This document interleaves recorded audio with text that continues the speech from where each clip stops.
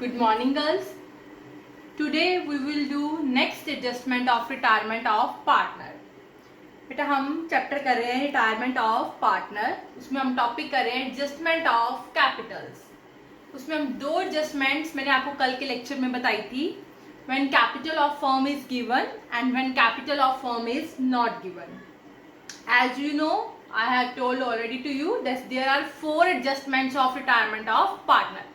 So next I will today discuss with you that is a third adjustment, third case, when outgoing partner is to be paid through cash brought in by continuing partners.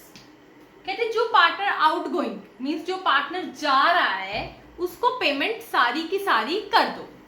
For example there are 3 partners हैं A, B and C. B retire हो रहा है, B जा रहा है. अब इसको payment करनी है B के लोन में. इसको सारी की सारी पेमेंट कर दो, इसके लोन अकाउंट में कुछ भी मत डालो. और जो पेमेंट करनी है वो पैसा किससे लो? A और C से. कहते A और C से पैसे लेकर B को सारी की सारी पेमेंट कर दो. ठीक है, ये हमारी एडजस्टमेंट है. Step 1 new profit sharing ratio. Step 2 we will have to calculate total capital of firm. अब इसमें टोटल कैपिटल ऑफ फर्म कैसे आएगी? इसमें कैसे आएगी? Adjusted capital of all partners. जो हमने कल एडजस्टमेंट की थी उसमें ये नहीं बोला था कि रिटायरिंग पार्टनर को पेमेंट करो, इसलिए हमने एडजस्टेड कैपिटल किसकी ली? सिर्फ कॉन्टिन्यूइंग पार्टनर्स की. इसमें उन्होंने बोला है पेमेंट कर दो. अगर हमने उसको पेमेंट करनी है तो हमें तीनों पार्टनर की कैपिटल चाहिए. सो हम किसकी लेंगे? Adjusted capital of all partners, A की भी, बी की भी और सी की भी. ठीक है बेटा. स्टेप 3 जो total capital of firm I है उसको हम किस रेशियो में डिवाइड कर देंगे? न्यू प्रॉफिट शेयरिंग रेशियो में. और वो हमारे पास क्या बन जाएगा? As you know balance carried down. ठीक है, फिर हम निकालेंगे बैलेंस तो हमारे पास आएगा टू कैश, यहाँ आएगा बाय कैश. उसके बाद स्टेप 4 में क्या कहते हैं? आप रिटायरिंग पार्टनर को पेमेंट कर दो. तो क्या एंट्री आएगी? Retiring partner capital account debit to cash या bank, depend upon the question. अगर क्वेश्चन में बैंक है तो हम बैंक वर्ड यूज करते हैं, कैश है तो कैश वर्ड यूज करते हैं. आई होप आपको ये क्लियर हो गया हो. So next we will do the example. A, B and C are partners sharing profits. Ratio is not given to you. अगर हमें रेशियो गिवन नहीं है तो हमारी रेशियो क्या है? Equally. Liability side is given and asset side is given. They are following adjustments. हम पढ़ते हैं. ए रिटायर हो गया and new ratio is equally. Okay. Goodwill of firm at valued at ₹21,000. हमें फर्म की गुडविल गिवन है. हमें किसकी चाहिए? रिटायरिंग पार्टनर की. Who is the retiring partner? A. And profit sharing ratio is equally means 1/3. 21,000 to 1/3 किया, 7,000 is A's goodwill. Next point है plant and machinery reduced to ₹23,000. Plant and machinery 28,000 से कितनी हो गई है? 23,000. Land and building appreciated increase हुई है, कितनी हो गई अब? 20 कितनी थी लैंड एंड बिल्डिंग? 40, अब हो गई है 50,000. कहते हैं प्रोविजन क्रिएट करो 5% ऑन डेटर्स.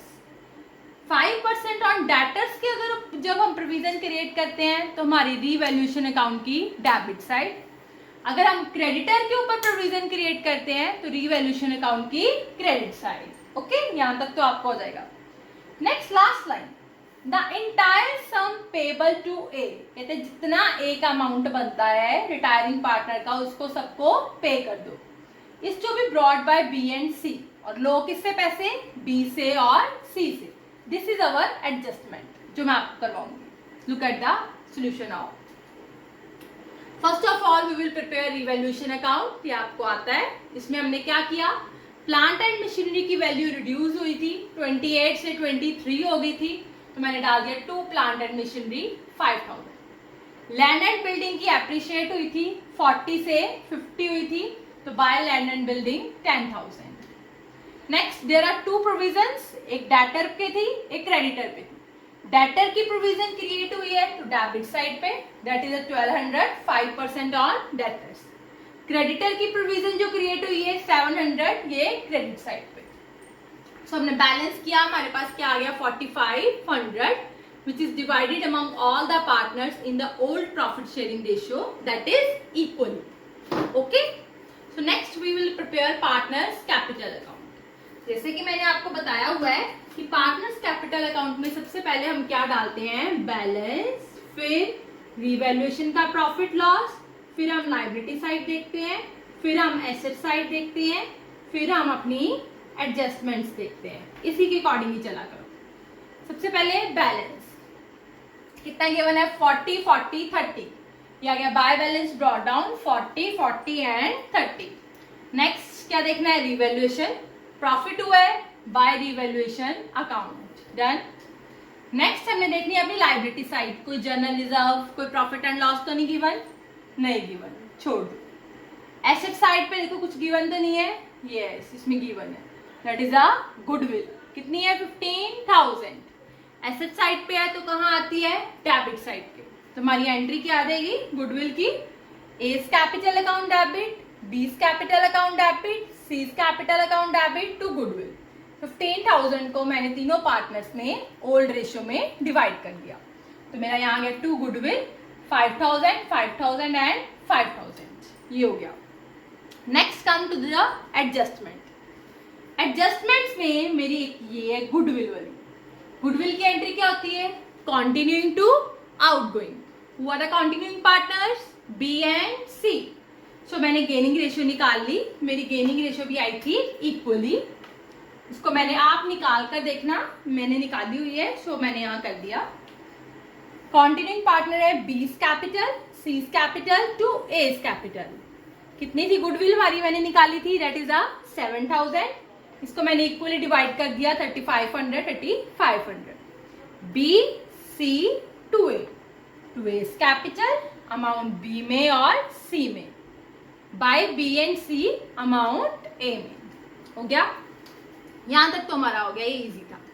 अब हमारी है एडजस्टमेंट, क्यों कहते सारा सम पे करो किसको, ए को। अब मैंने देखो कल मैंने आपको जो करवाया था उसमें मैंने रिटायरिंग पार्टनर का लोन निकाल लिया था, इसमें नहीं मैंने निकाला। क्यों नहीं निकाला, क्योंकि अब मैंने उसको पेमेंट करनी है। ठीक है बच्चे, अब देखो क्या करती हूँ मैं, एंटायर सम पेबल टू ए को पे करो, पैसा किससे लो, बी और सी से। So we will make adjustment. Step 1 that is new profit sharing ratio, जो हमें गिवन है that is equally 1:1। Step 2 get total capital of firm, वो कैसे आएगी मैंने अभी आपको बताया है, adjusted capital of all partners, A की भी, बी की भी और सी की भी। तो मैं आपको तीनों की निकाल कर बताती हूँ। देखो ए की एडजस्टेड कैपिटल कैसे आएगी, 40,000 प्लस 1,500 प्लस 7,000 माइनस 5,000, ये आ गई 43,500, ए की आ गई 43,500। अब निकालेंगे बी की, 40,000 प्लस 1,500 माइनस 5,000 माइनस 3,500, ये मेरे पास आ गई बी की 33,000। अब निकालेंगे सी की, 30,000 प्लस 1,500 माइनस 5,000 माइनस 3,500, ये आ गई 23,000 आ गई सी। मैंने तीनों की कैपिटल को बेटा की क्या कर लेना है, प्लस कर लेना है। क्या आया, 23,000 प्लस 33,000 प्लस 43,500, ये मेरे पास आ गया 99,500। अब इसको मैं न्यू रेशियो में डिवाइड कर लूंगी, दैट इज इक्वली कौन से पार्टनर्स में, न्यू पार्टनर्स में, बी और सी में। डिवाइड बाय 2 किया, ये आ गया 49,750 दोनों का। ठीक है बेटा, अब मैं यहां लिख दूंगी, इसको रख कर देती हूँ।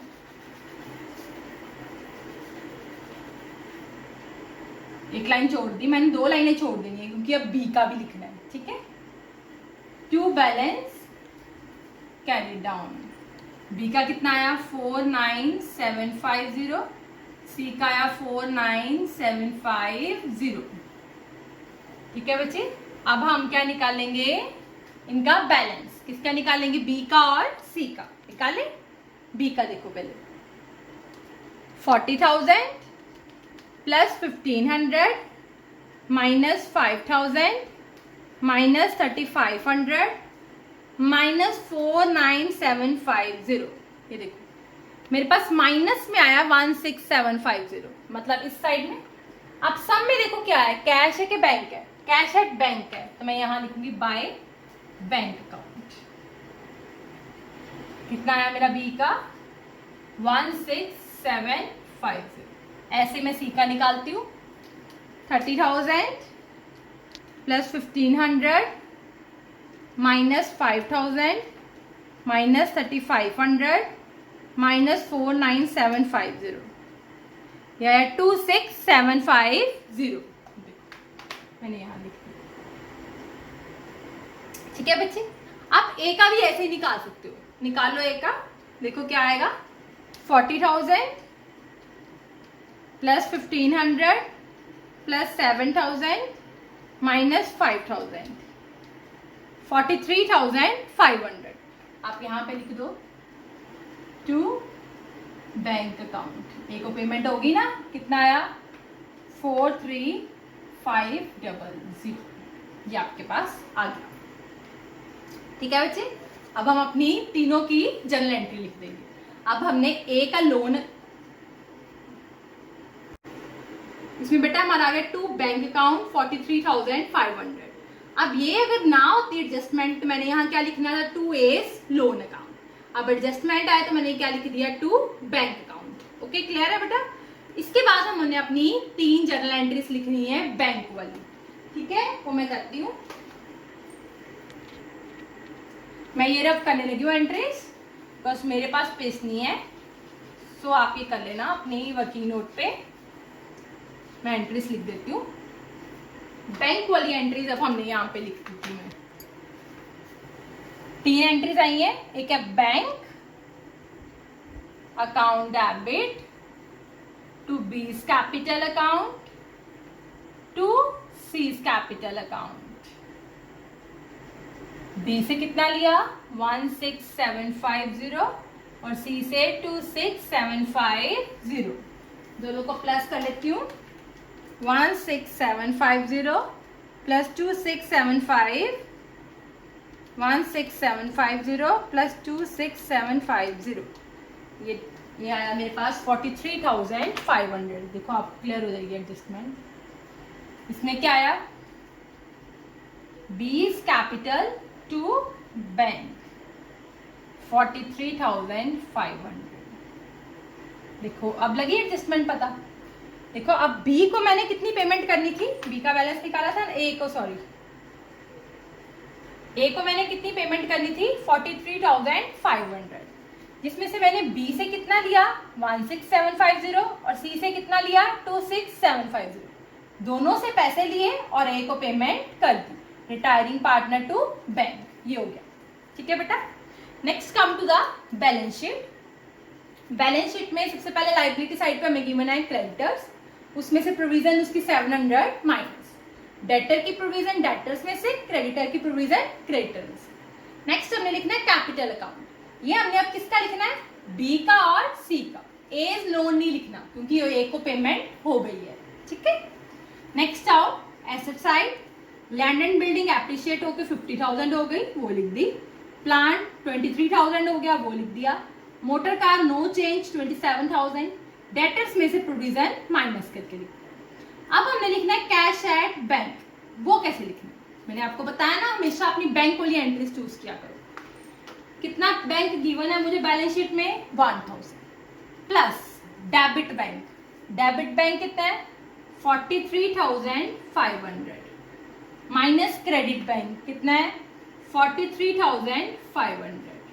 ये मेरे पास नेट कितना आ गया 100, तो मैंने यहाँ पे लिख दिया 100। सो हमारी बैलेंस शीट मैच कर गई।